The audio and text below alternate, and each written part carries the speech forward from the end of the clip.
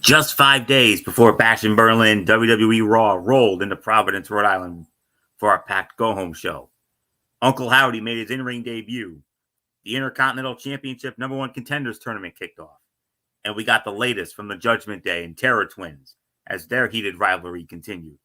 What went down, who emerged victorious, and how did it affect the final build to the first premium live event in Germany? Find out now with this latest installment of Ridiculously Raw. Good evening and welcome to another edition of Ridiculously Raw. I am your host, Anthony Floyo, joined as always by good old MF Michael Fletcher. We are awaiting perhaps the presence of the Phenom Michael Bullock. If he comes in, we'll catch him up on what he missed. You notice I didn't do my usual traditional greeting here tonight because of the fact that, as has been customary over the last few shows or so, we have to start the show off with some somber news, and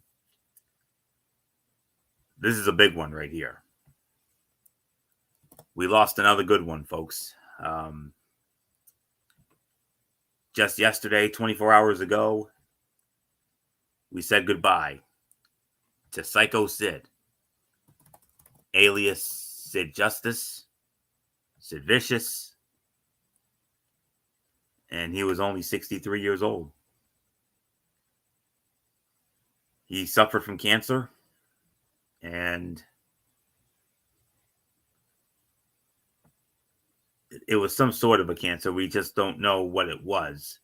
And then that night, and then last night, of course, you noticed during Raw, a video package paying tribute to Sid during Raw, with Damian Priest paying tribute by claiming during an in-ring segment with Rhea Ripley, "We are the masters and rulers of this world," before they each simultaneously performed Sid's trademark chokeslam and powerbomb. Psycho Sid, one of the greatest big men in the history of professional wrestling. He's got the resume to back it up.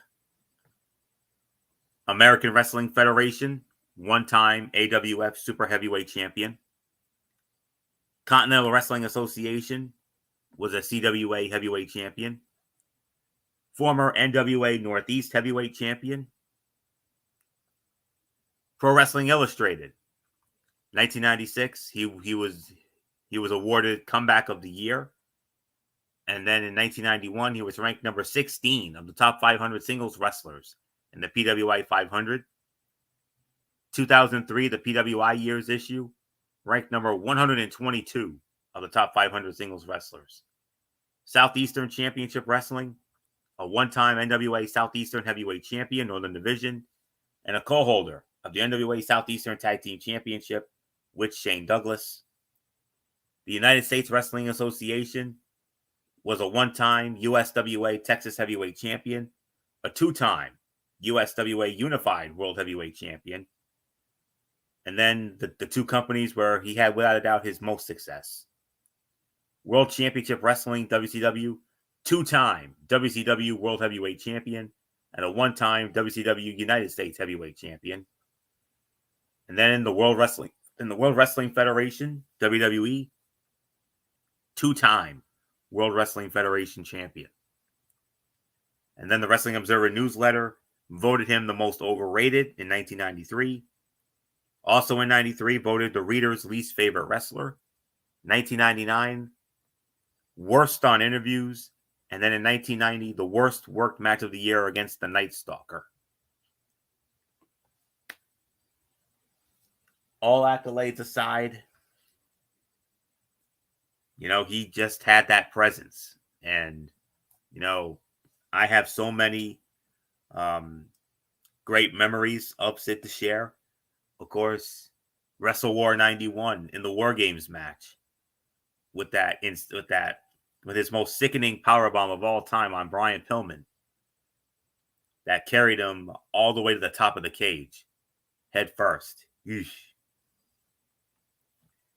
Of course, we all remember, he then went to the WWE, SummerSlam 1991. He was the special guest referee of the infamous Match Made in Hell with Hulk Hogan and the Ultimate Warrior going up against the Triangle of Terror. Of course, 1992 Royal Rumble was the runner-up to the Nature Boy Ric Flair when Ric Flair won the World Wrestling Federation Championship. in what I still consider the greatest Royal Rumble match of all time. And then the tension between him and Hogan, that's where it really jump started. And it culminated in the second half of a double main event of WrestleMania 8, where, you know, he and Hogan were in the main event. A lot of people called it the worst main event in WrestleMania history. You can certainly make an argument for that. And then, of course, his crowning achievement came in 1996 at the Survivor Series when he defeated the Heartbreak Kid Shawn Michaels in Madison Square Garden to win the World Wrestling Federation Championship for the first time. He would then win it again in February of 97 on a Monday Night Raw, the night after the In Your House Final Four pay-per-view, when he defeated my man Bret the Hitman Hart to become a two-time champion. That led to him main eventing WrestleMania 13 along with The Undertaker for that World Wrestling Federation title, which The Undertaker, of course, took the title off of him. And then, of course, he would go back to WCW. He would win the World Heavyweight Championship on multiple occasions, including an episode of Monday Nitro when he defeated Kevin Nash for that very title. And something you didn't really see often in WCW, they actually had confetti. They had like this confetti for him, which was an awesome moment. And of course, you cannot help but think about the most infamous moment of them all. January of 2001, the WCW Sin pay-per-view in Indianapolis, with the most gruesome injury you will ever see, not just in professional wrestling, but in sports in general. He dove off the second rope during the main event match, and well, you know the rest. That image, that haunting image. I mean, I strongly suggest don't ever watch that back, because if you're squeamish like I am, and a lot of people are, let's just say that moment was not for the weak at heart, and it's going to turn your stomach in more ways, let me tell you. And, great family man. He also was a great softball player as well. And, like I said, one of the greatest big men in history today.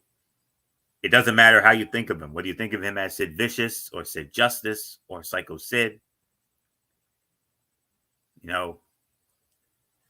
He actually posted a tweet a month ago saying that he was hoping that he would be considered for the WWE Hall of Fame, especially with Vince McMahon gone and Triple H now running things. And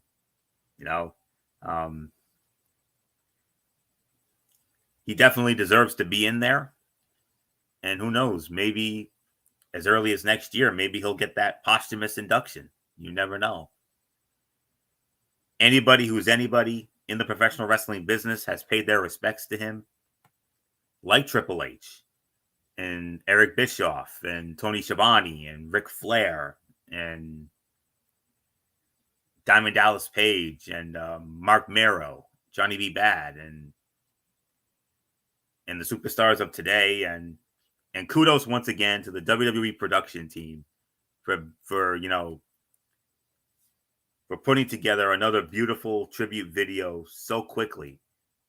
I mean, this is beginning to become commonplace for them. It started, with Sika, and then with Kevin Sullivan, and then with Alpha, and now with Psycho Sid.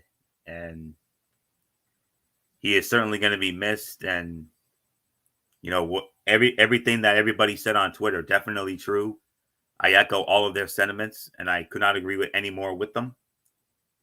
And there isn't anything else left for me to say, except on behalf of all of us here at Talking Wrestling TXN, we offer our thoughts and prayers that we're going to his family, his friends, and everybody who worked with him throughout his illustrious professional wrestling career. And as we always do, to Psycho Sid, we very simply say to you, thank you for the memories. Thank you for the inspiration. But most of all, thank you for Sid Eudy, better known as Sid Vicious, Sid Justice, and Psycho Sid. He was 63 years old. Rest in peace, big man. Not much more to say. Good old MF Michael Fletcher, come on in. You were the one who reported it yesterday afternoon, and we saw the beautiful tribute video as we were at Raw last night. And Psycho Sid, 63 years old, and unfortunately, cancer claims another. Yeah. This was tough, man. This one kind of took us by surprise because nobody saw it coming. But yeah, I mean, I think they did an incredible job handling the situation. I thought they did an incredible job honoring him as an individual. And at the end of the day, yes, my thoughts and prayers are with the family and with the friends and with everybody who is involved with Sid. It was definitely a shocking announcement when we found out that he passed away.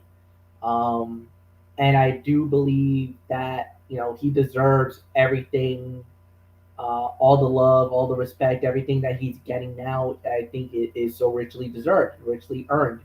Um, how is it gonna look down the pipeline down the line? I don't know, but I will say is that I truly do believe that a great man was taken from us far too soon, and I believe that a lot of people loved him,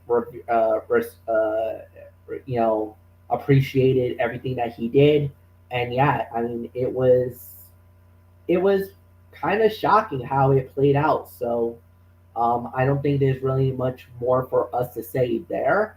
Obviously, it was like you said, very sad is the key word more than anything else. So yeah, so nothing more to say.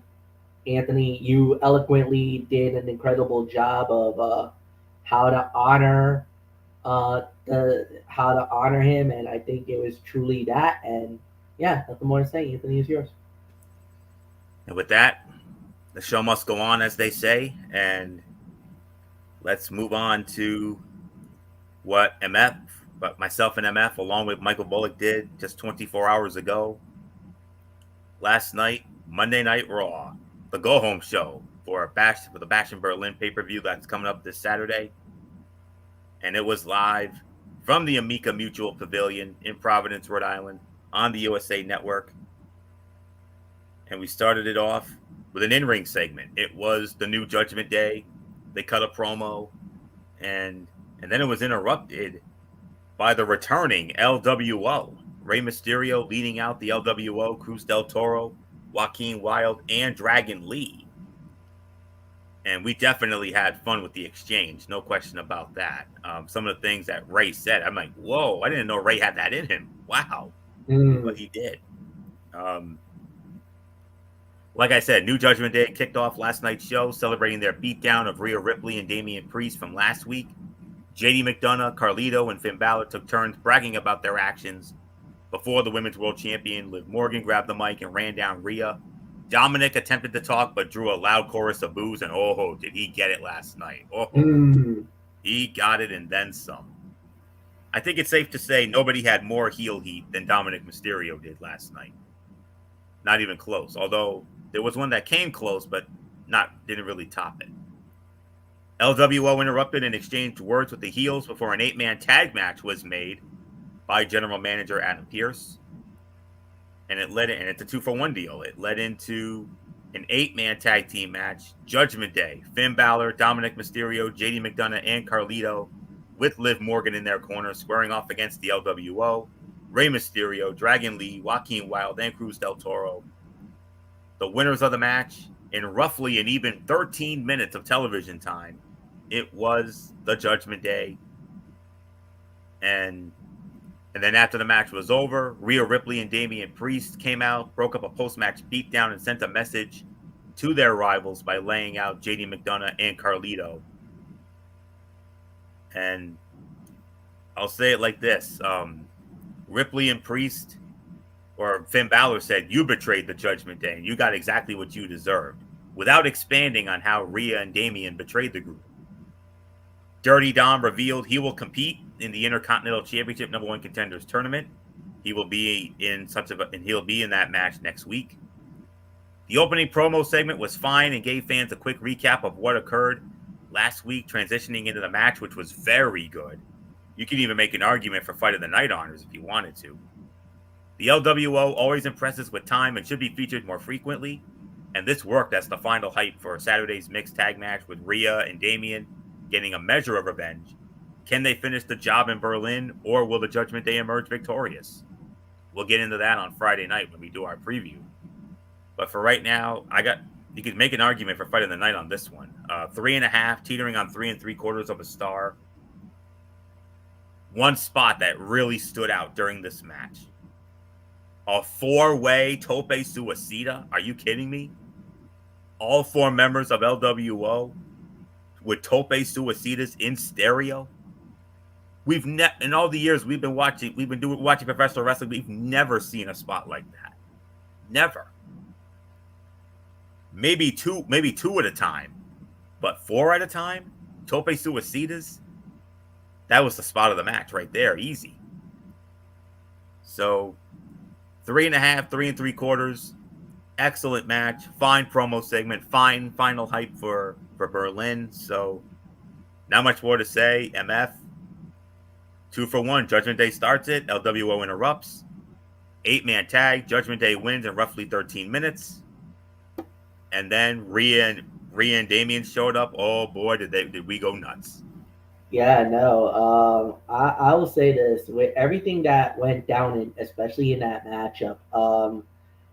Like we said, I think the way that we started the show was absolutely phenomenal, man. It was incredible how we started it the entire night, and it was red hot. It was very, very fiery. I think it's the key word to say about it.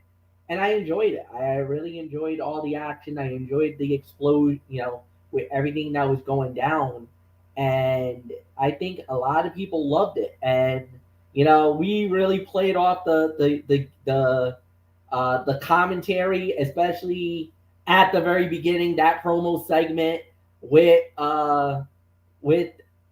everything that was going on. That was absolutely just wow. What a way to get the quote unquote the ball rolling on that. And I gotta admit, I had a lot of fun with it. I think a good amount of people had a lot of fun with it. So it kind of gave us a really good start to the show.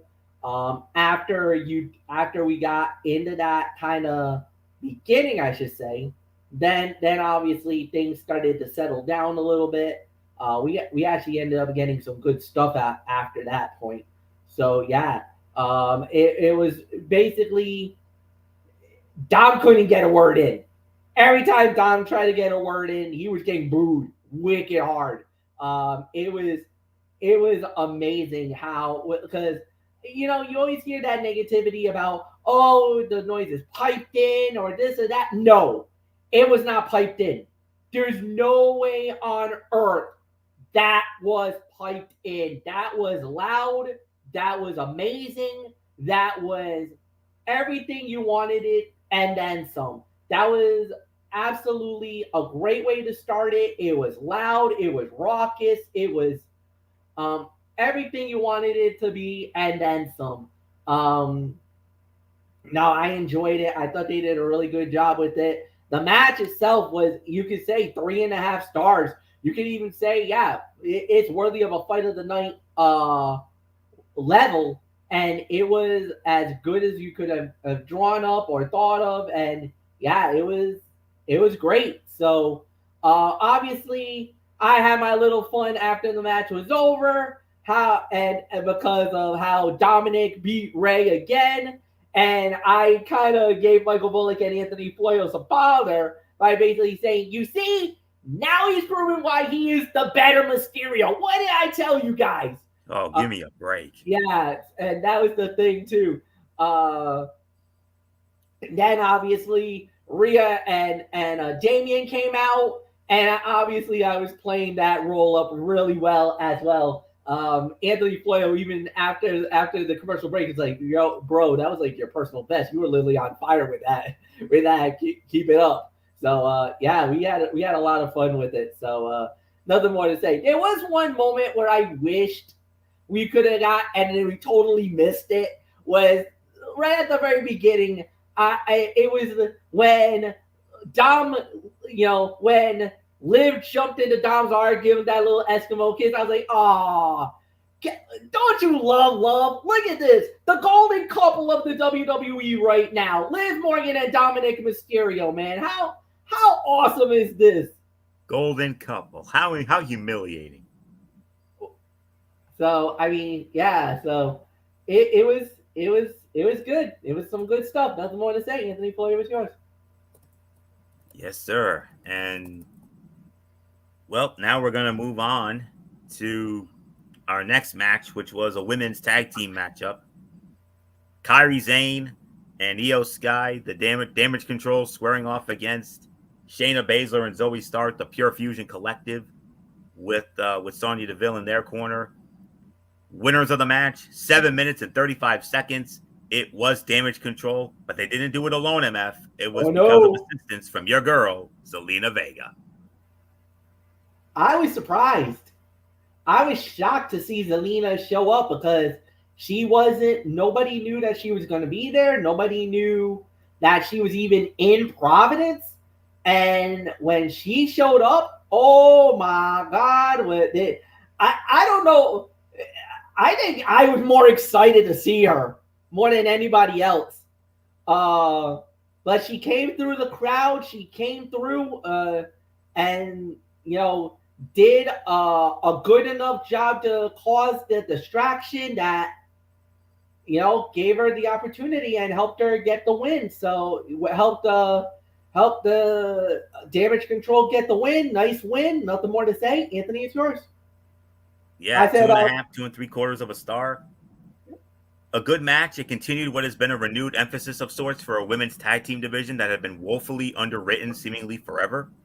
The follow-up will be important, especially as it pertains to any sort of loose partnership between Zelina Vega and Damage Control. But the more women's tag team action we get across Monday and Friday nights, the better. So this was easily 2.5 to 2 3/4 of a star. And I'll tell you what, the chemistry between Kairi Sane and Shayna Baszler is still incredible. Can we get another one-on-one match with those two? Like we saw in 2017 in the Mae Young final, and then, during their time in NXT. So see what happens with it. And then from there, we had another in-ring segment. It was Drew McIntyre. Drew McIntyre cut the promo. And boy, the crowd, you thought Dom had heel heat. You thought Dominic had heel heat. Drew McIntyre, he had just as much heel heat last night. CM Punk chants, drowning him out. And speaking of the man himself, it was CM Punk. CM Punk came out, interrupted, got the strap, went to work on him. And yeah, Drew McIntyre hits the ring for one last promo before his leather strap match against CM Punk on Saturday. He talked about destroying the straight edge superstar and said it is ironic that the quote-unquote 50-cent piece of junk bracelet on his wrist causes so much drama because the strap that is around his other wrist will be Punk's downfall. And this brought out CM Punk for a brawl that was ultimately broken up by Gestapo security guards, but not before Punk unloaded on them with the strap. Perfectly acceptable go-home segment, but everything between Punk and McIntyre feels like a placeholder until we get to the actual match. We know the story. We have seen them brawl. It is time to write the latest chapter in the feud, hopefully in a match that is even better than their SummerSlam bout. And McIntyre equated the fans' cheers for Punk to enabling him, inflating his ego, and giving him the false sense of security that he can beat the Scottish Warrior. And he said, "You chosen nostalgia over the Warrior who has always been there for you through the darkest days." So, yeah, very good promo from McIntyre and nice little brawl there. So, not much more for me to say on it. MF, do you have a quick thought on it? The funny thing was, and I cannot believe this actually happened, but CM Punk was hiding under the ring. Yeah. And you want to know why? Because he actually was filming it during Instagram. He was on an Instagram live with his fans last night in Providence, and he was just camped out underneath. You saw the setup. There was a monitor down there. He had a headset. He was chilling under the ring. Where the hell was he there was he there the whole time? How did he get down there? Well, whatever the case may be, he was chilling under the ring, just camped out, just having a grand old time. McIntyre does his thing. We thought he was coming to the crowd because there was a whole bunch of, if you notice, there was like a whole bunch of commotion down in that area, and we're like, is Punk over there? Is Punk in that area? Is he gonna come through the crowd and maybe cut a promo over there? Oh no! The minute we saw Punk, we were looking at the ramp like thinking, oh, he's gonna come through the crowd. No, he was already in the ring, and we're like, and that's when I tapped Floyd, like, look, he's in the ring, he's in the ring. It's Punk. Yep. Yeah. So it was awesome. It was a definite surprise. They worked it really well, and like I said, the war is on, and we'll get to see the chaos ring out on Saturday. That's gonna be a hell of a fight, no doubt about it. So nothing more to say. Anthony, it's yours. All right, MF.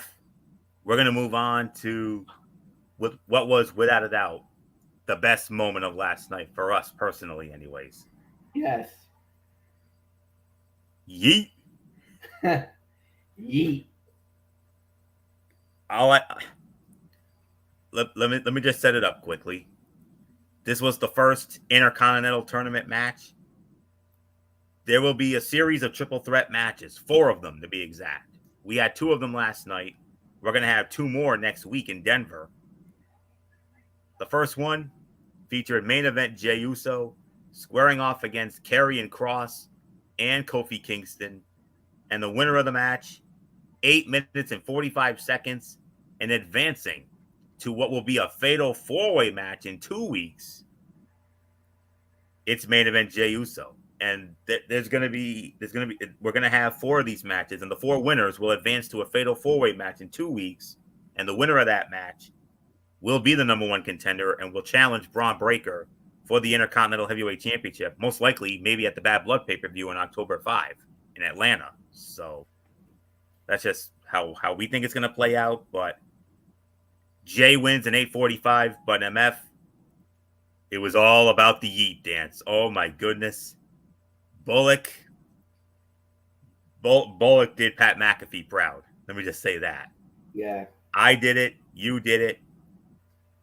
Everybody else in that sold out Amica Mutual Pavilion last night. I mean, it's one thing when we see the yeet dance on TV, but seeing it in person, what an experience. That was worth the price of admission alone. Dude, what an experience. Being in that building, feeling the energy. Dude, he got the loudest pop of the night. There is no doubt in my mind, Jey Uso, main event Jey Uso, got the loudest pop of the night. It wasn't even close. The minute, and the thing was, he was the one that was chilling in the tunnel area, making his way out. That's why everybody was started freaking out, wondering what the hell was going on. And it wasn't that CM Punk was there. It was Jey Uso. He was coming through the crowd. He was gonna walk in from that little area and was gonna come down the stairway to the ring. We were freaking out. Everybody was all pointing at the thing. I was like, wait, what? And then once I saw at the monitor, once we saw on the Tron that Jey Uso, I'm like, oh no, it's about to get crazy in here. And sure enough, he told him, hit the music. You heard the music go off.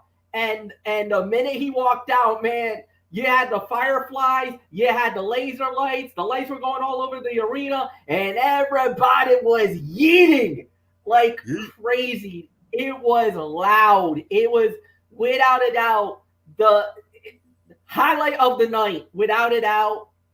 If you've never been to a Monday Night Raw, if you've never been to a pay-per-view, if Jey Uso's on the card, be prepared for yeeting. And then obviously I busted Michael Bullock up because he's like, I eated too much and I need a drink. I was like, you weak link, this is supposed to be your boy, this is supposed to be your man, and you're talking about getting a drink after the yeet dance. What kind of fan are you? Anthony Floyo was like, what? Floyo was like laughing his head off because I was going in on Bullock on that. So, it was awesome. The match itself was actually pretty damn good too. I gotta say, it was about a 3-star bout, but the outcome was never in doubt. Jey Uso winning the match was the right decision, right call. Now he's one step closer to possibly be fighting for the Intercontinental Championship. And dude, I gotta say, man, I'm pumped that they got that victory. So definitely big win for Jey Uso, but he's one down. Now he's into a fatal 4-way. Now he's got to try to get the job done and get to that finish line. But yeah, this was awesome. So Floyo, it's yours. Man alive, But anyways, fast-paced contest culminated with Jey Uso catching Karrion Kross with a spear to pick up the win and advance in the tournament for a shot at the unstoppable force that is Bron Breakker.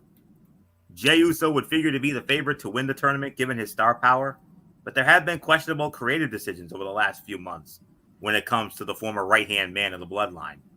So it would not be surprising if he is knocked out in the next round. Regardless, Jey Uso remains mega over and is as good a choice to roll with as the first challenger for Bron Breakker in the Intercontinental Heavyweight Championship. And Jey Uso and Kofi Kingston put aside a long history to unload on Karrion Kross in an early fun spot. Michael Cole, who's a commentator whose research skills are on point and an underrated element of his performance on the headset, revealed that Kofi won a tournament to win one of his 4 Intercontinental titles. Great stat. And this was a fun, action-packed 3-way match that kept the ongoing storyline involving the New Day and Karrion Kross at the forefront while reintroducing Jey Uso into the title picture. It was not a match that would set the world on fire, but it was a nice tone setter for the rest of the action to come as the locker room chases a shot at Bron Breakker. 2.5, 2 3/4 of a star for me. So not much more to say on that. And then, well, I'll say it like this. Bullock and I, we had our fun doing the yeet dance with Jey Uso. MF joined us, yes. But now we move on to a special moment for MF as he got to see his boy, the legendary Randy Orton, crowd singing his song. And MF, let's just say Randy Orton put forth one of the best. You got to rank this as one of his best babyface promos, if not his best, because that was an incredible promo last night. Absolutely. No arguments on that one. Randy Orton talked about his entire career. He talked about, what it meant to be the World Heavyweight Champion.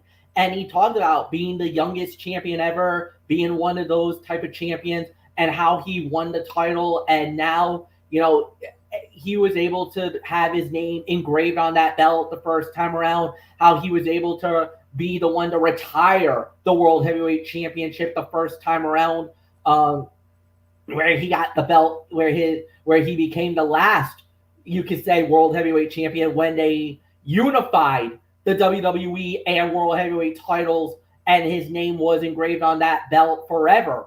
When he held both titles.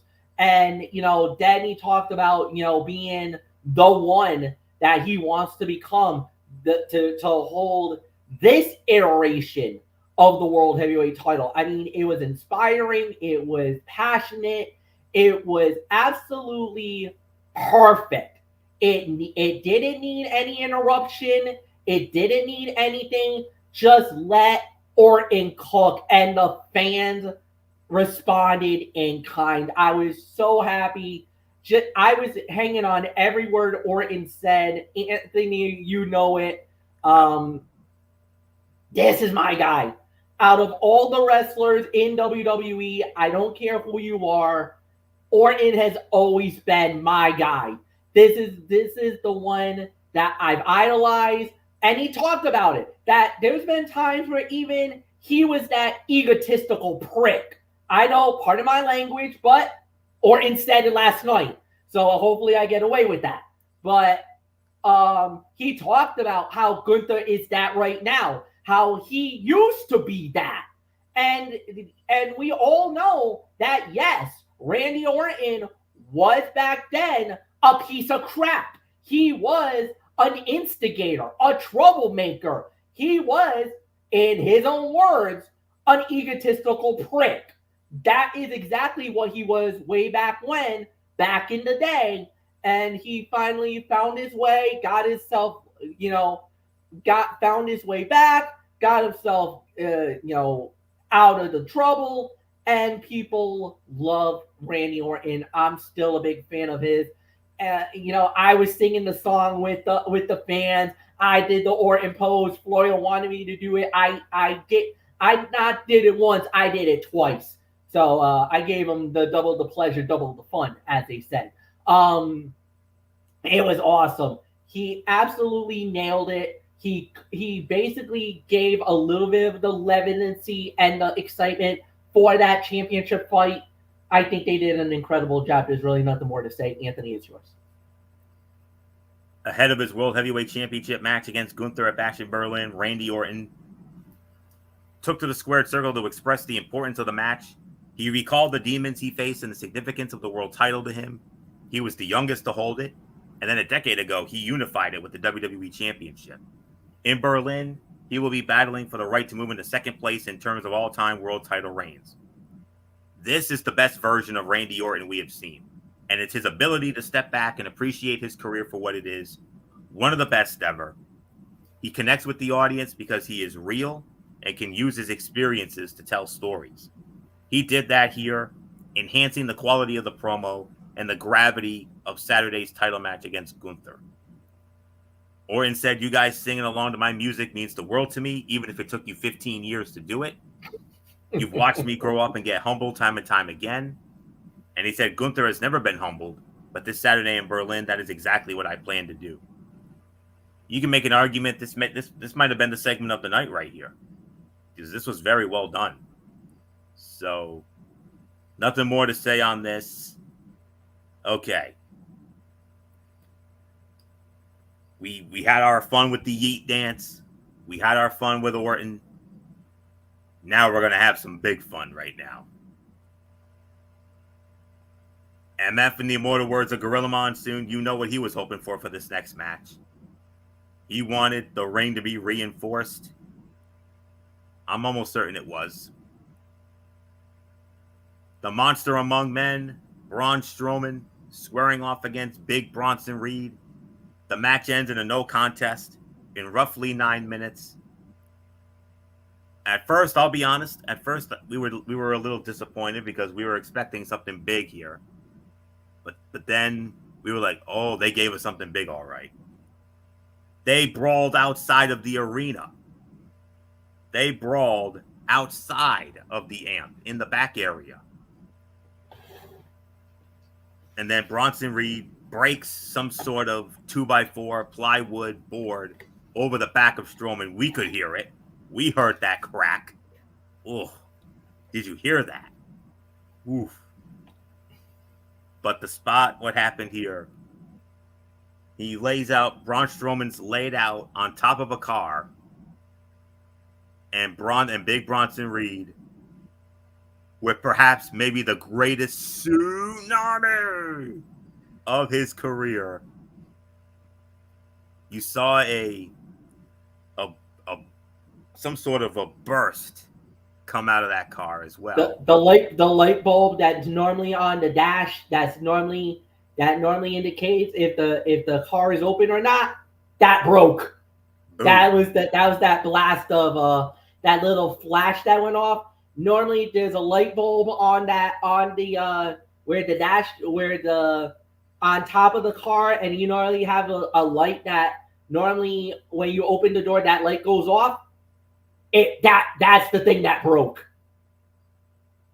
Goodness.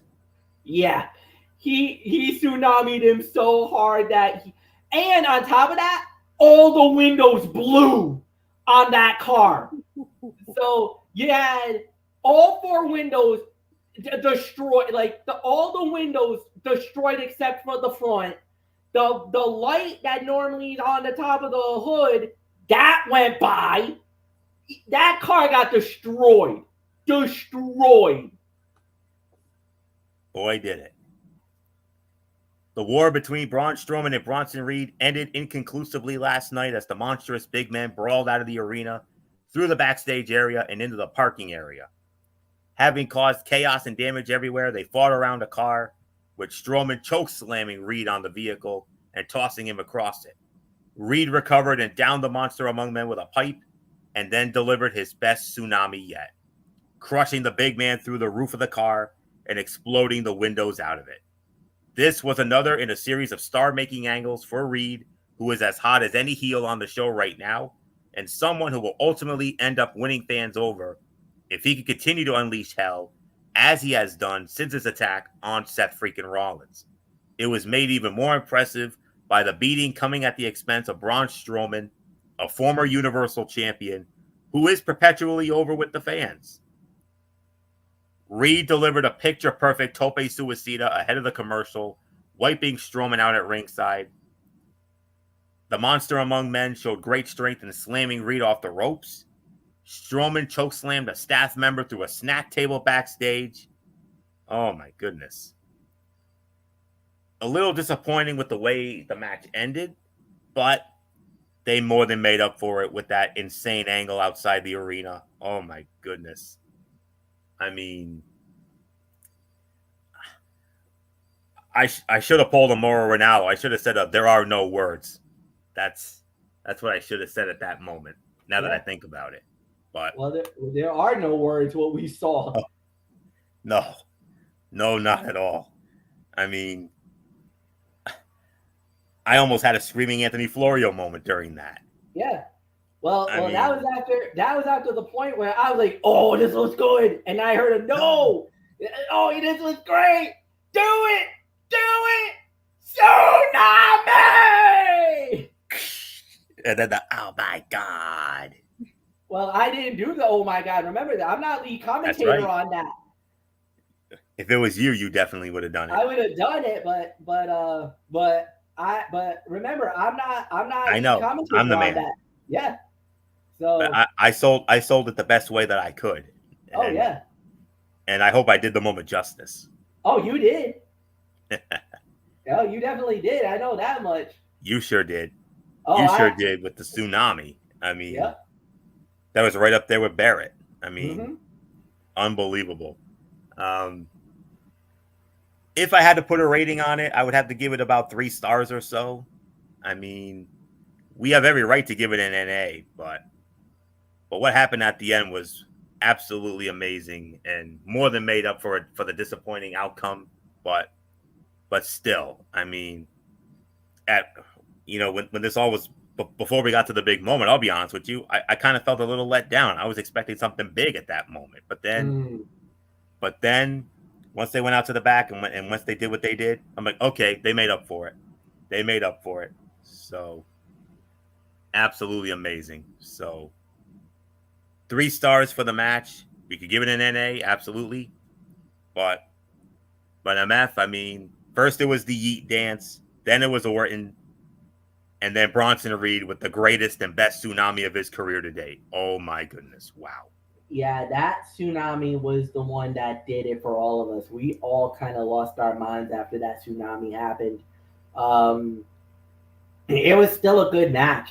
The way that it was set it up, it was still a good fight. It was still some great action. And no, at the end, like I said, the right team won. Or it ended up being a non-factor, but still, I think they did a really good job with it. It was still a great setup, but my God, that ending was wild. I don't think will ever get another wilder ending than what we saw there. This was incredible, incredible, incredible, and yeah, there's really nothing more to say. I love, love, love how this played out. So, yeah, nothing more to say. Anthony, it's yours. All right. And let's see what we got here. Okay, the second triple threat match in the Intercontinental Championship tournament. The Miz squaring off against Xavier Woods and Pete Dunne. Winner of the match in an even 11 minutes and advancing to the Fatal 4-Way match in 2 weeks. The Bruiserweight, Pete Dunne. Pete Dunne wins the match. MF, if I'm being honest here, with all due respect to Mr. Yeet himself, Jey Uso, I think this was the better of the two Intercontinental matches, and more unpredictable. Any of these guys could have won. Yeah, no, and I think that's why they made it. They made it the way they did because they wanted it. Because the first one was all right. I think we kind of had a feeling that this was how it was going to go. This second match definitely was a lot more wide open, and I think that's why we kind of were appreciative of the match because of how good it did get and how good the fight was and how everything started looking very strong in certain areas. So yeah, Anthony, it's yours. Yeah. Yeah. Oh, okay. I'm guessing MF had to step away for a moment. The second Intercontinental Championship contenders match. Much was made of Xavier Woods' lack of a singles title in his WWE career, but it was not the longtime tag team specialist who earned the win. Instead, it was the Bruiserweight who broke up the referee's count following Xavier's top rope elbow drop, tossed him to the floor, and delivered the bitter end to Miz for the win. This was a much better match than the first three-way thanks to the chemistry of those involved. The reversals and counters were more fluid, the spots were more fun, and the finish was clever with Dunne taking advantage of the rules. Again, Xavier fell just short of proving he could succeed on his own, something that will likely prove significant in whatever direction the New Day storyline and prospective breakup takes. And I'll tell you what about Miz. He's one of the smoothest wrestlers in WWE. He works hard, everything looks clean, and nobody gets hurt. And that may be the most underrated element of his Hall of Fame career. So, 3 1/4, teetering on 3.5. Honest to goodness. I mean, nothing more to say. MF, did you have a thought? Well, I just wanted to give it the 3 1/4. I agree with it. But like we said, this was kind of a bigger victory for him. So yeah, big win for him, and nothing more to say. Anthony, now it's yours. Yes, and like I said before, what made this better than the first one? A, it got more time, and two, it had an unpredictable outcome. I mean, when it came to the first match, we were like, "Oh, it's Jey all the way." I mean, we all knew Jey was going to win that first match. This match here, you could have made an argument for any of those three guys to win. Miz, of course, one of the greatest Intercontinental champions of all time. Xavier Woods, with the story of, him never winning a singles championship. I mean, his biggest singles victory was, of course, 2021 when he won the King of the Ring. And then from there, Pete Dunne making a name for himself in WWE. And that's exactly what Pete Dunne did here last night. So 3 1/4, teetering on 3.5. And then in a pre-tape promo, Damian Priest and Rhea Ripley embraced the role of bad guys and said Dominic Mysterio and Liv Morgan do not have to play victims because they will make them actual victims in Berlin. And then Damian said, "We're your devils and we're coming for you." Oh, baby. So that's all there is to say on that. Last night's Raw, 37th television event sellout. We did it, Providence. We did it last night. 37th television event sellout of this year and the 54th event sellout. of 2024. That's the Papa H. And what effect. makes it even, that is indeed the Papa H effect. And normally they always say that and I know the one thing that we always hear is, do they exaggerate on that number, or do they exaggerate on it? No, this time around, it was definitely a sellout. It was definitely like there were no seats. No. There was not there. Like if you were in the arena, that was a legit sellout. There was nothing like there was no empty seats in that arena. None. Like, yeah, like this was exactly a sellout. This is exactly what it needed it to be. No, they did an incredible job with it. So yeah, well done. 37th, and I'm not surprised that we added to that stat. I mean, amazing. And then they ran through the card for Bash in Berlin, and then that's when we got to see that beautiful tribute video for Psycho Sid. I mean, yes, I mean that production team. I mean, they got right to work on that, and they got that thing ready just in time. I mean, well done to those folks, no doubt about it. Next Monday night on Raw, it'll be live from the Ball Arena in Denver, Colorado, and we will have Zelina Vega going one-on-one with Shayna Baszler, and we will have the other two triple threat matches for the Intercontinental Championship Tournament. Both of these have potential. First one, be a man potential. Sheamus versus Big Bronson Reed versus Ludwig Kaiser. Man, that's going to be that's be a man potential right there. And then how about this other triple threat match? Ilya Dragunov versus Dragon Lee versus Dominic Mysterio. That's going to be something else. That's next week in Denver. Main event of the evening, Chad Gable squaring off against the debuting Uncle Howdy. Uncle Howdy wins the match in an even 14 minutes. I'm going to throw a Tony fun fact at you folks. Before the main event of Raw last night, Bo Dallas's last match in WWE came on Raw back on November 13th of 2019 in a tag team match that included Chad Gable. You want to talk full circle? There's full circle. Last night, Bo Dallas assumed the geese of Uncle Howdy, leader of the Wyatt Six, and squared off with Chad Gable. Interference from Ivy Nile and the Creed brothers late kept Gable in the match, and then Dexter Lumis, Joe Gacy, and Eric Rowan appeared, fending the heels off and allowing Howdy to secure the victory with Sister Abigail. The match was quite good, especially considering Howdy had not competed on television in just under 5 years. He had the unenviable task of keeping up with a workhorse Chad Gable, who can out-wrestle anyone but never appear outmatched. The emotion the man under the mask incorporates into every performance is clear and elevates it. The odes to his late brother Bray Wyatt and friend Luke Harper / Brody Lee were evident throughout last night's match. His performances are for those who came before him, and it makes watching what he has accomplished with this Wyatt Six story that much more rewarding. Howdy stunned Gable with knees and proceeded to dance with his limp body. Corey Graves on commentary said, "I competed against Bo Dallas. Psychologically, this is not Bo Dallas." And Uncle Howdy needs a mask upgrade. The one he works with pales in comparison to what we have seen outside of the ring and in the pre-recorded vignettes. So we can make an argument 3.5, teetering on 3 3/4 for this. And I mean, there were a lot of factors going into last night's show that we were looking forward to.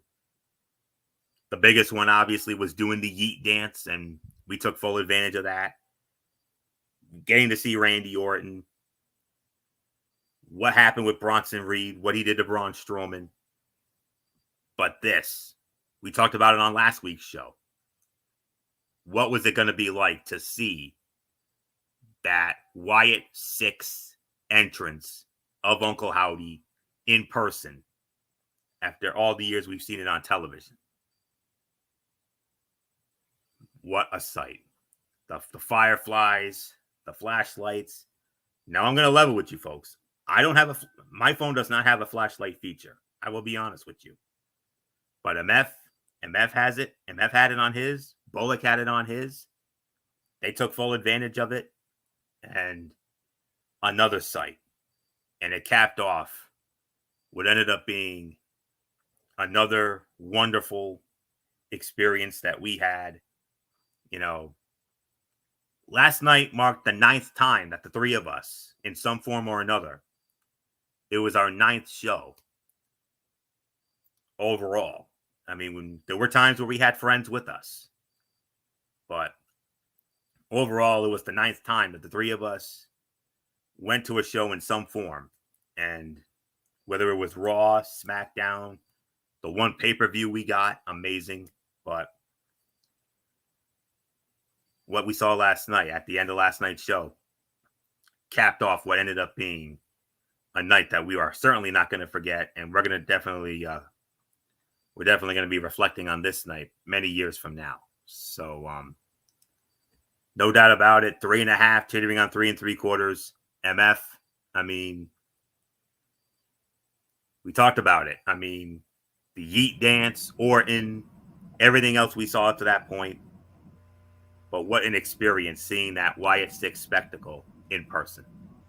That was, definitely the highlight of the night. There was no doubt in my mind. I really enjoyed it as well. I think we all enjoyed it. It was truly one of those great moments, no doubt about it. I think the only thing that was disappointing was the main event, even though the match was good, but it wasn't great. It wasn't, it wasn't a 5-star classic. It was fine for what it was worth. Yes, we had the Wyatt Six, we had American Made come out to try to interfere in the fight. The Wyatt Six hit the ring or hit the outside area to fend them off. I think the only one who didn't get involved there was no Nikki Cross. There was no Sister Abigail to fend off what Ivy Nile was doing. But at the end, it was fine for what it was worth. There was really nothing more to add. The match itself wasn't the biggest classic, and there was some points where I even felt like the fans weren't really, like 1,000 times in it. I think they did a good job. It just wasn't like the home run that we thought it was going to be. But still, for what it's worth, it was still a solid match and a very good main event. But nothing more to add, Anthony. It is yours. All right, MF. Overall review. Last night's Raw in Providence. I'll say 8. I say 8.5. I thought they did a very good job. I thought the show was very enjoyable. There was some hot action. I really enjoyed it. I think at the end of the day, you could have said something else, but I thought at the end they did a really good job with it. So I think this was the right call, right decision for me. 8.5. Anthony, 8.5. Anthony, it's yours. I agree. 8.5 as well. This was another excellent episode of Monday Night Raw with some hot angles, emphasis on the rivalries that will play out in Berlin on Saturday, and a great reintroduction to the squared circle for Bo Dallas / Uncle Howdy. The Judgment Day, Damian Priest, Rhea Ripley stuff was hot and continues to be the most consistently over program on Monday nights. And while the CM Punk Drew McIntyre interaction felt like more of the same, there is no denying the fans in Providence were all over it. Bronson Reed looks like a monster main eventer in waiting, and we got 2 solid 3-way matches plus action from a women's tag team division that continues to heat up. Some will say there could have been a greater emphasis on Bash in Berlin, and while they may not be wrong, what we got was quality action that meshed well with stories that will be a significant part of Monday Night Raw's long-term future. Thank you, Providence. Incredible show. And we can't wait to do it again whenever that is. We don't know if it's going to be Raw. We don't know if it's going to be SmackDown. God willing, I don't know if it's going to be a pay-per-view, but nonetheless, you best believe myself, MF, and Bullock will definitely be there again the next time they come back, whenever that is. 8, 8.5, no doubt about it. And special Tony's take this evening, I am going to run down the lineup for the next TNA Plus special that will take place this Friday night. It is called Emergence, and it will emanate from the Old Foresters Paris Town Hall in Louisville, Kentucky. And it will be exclusively on TNA Plus. So far, 6 matches. I would imagine more will be added come Thursday night on TNA Impact. So let's run it down. We have a pre-show match, and that pre-show match will feature Kushida squaring off against Frankie Kazarian. And now to what we know will be on the main card so far. Ultimate X match for the TNA X Division Championship. The champion, Speedball Mike Bailey, will defend against Zachary Wentz, NXT's Riley Osborne, Jason Hotch, Alexander Hammerstone, and the Laredo Kid. That is going to be insane. I got to go with Bailey to retain. He just won the title at Slammiversary. I don't think they end it just yet. Steve Macklin goes one-on-one with Eric Young. That could go either way. I'm leaning towards Macklin, but we'll wait and see how that goes. 6 knockout tag team matchup. Knockouts champion Jordan Grace will team up with Spitfire, Danny Luna, and Jody Threat, and they will take on the Militia, Alicia Edwards and Masha Slamovich, the TNA Knockouts tag team champions, and MF's favorite knockout, Ash by Elegance.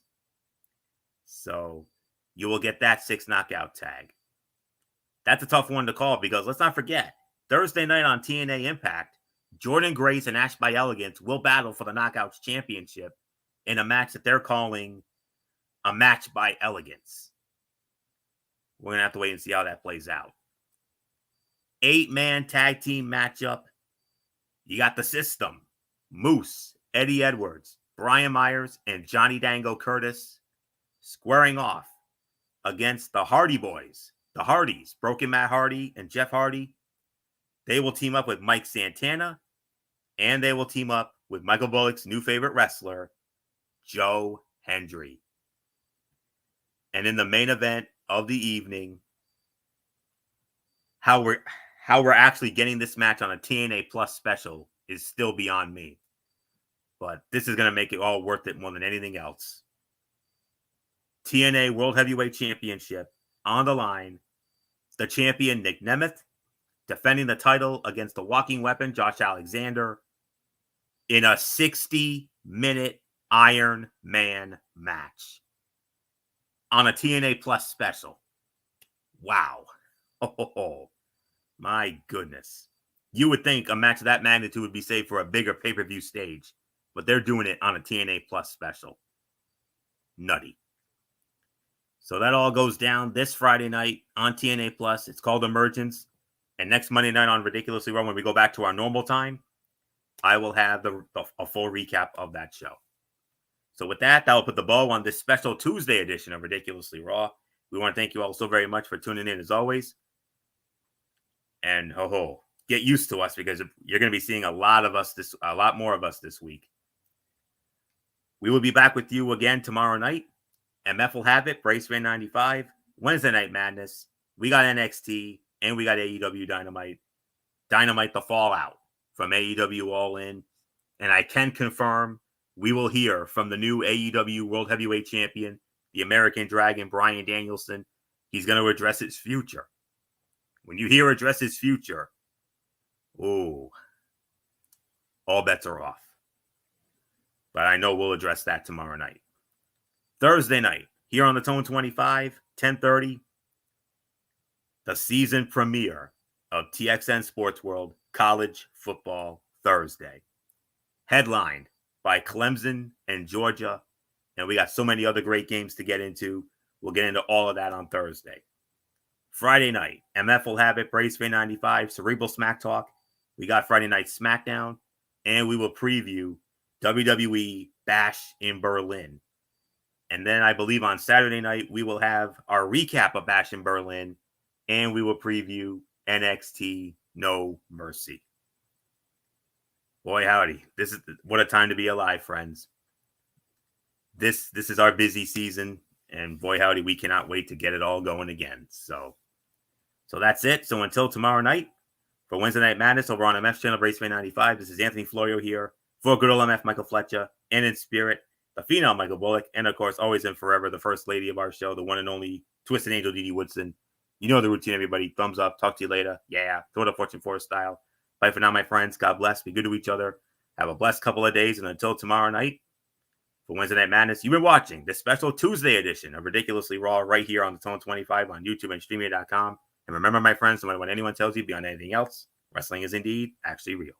For everybody who has been a part of this one, for now, Anthony Florio, so long. Bye, everybody. Bye. And one last time, rest in peace. Sid Udy, Psycho Sid, Sid Justice, Sid Vicious. Good night.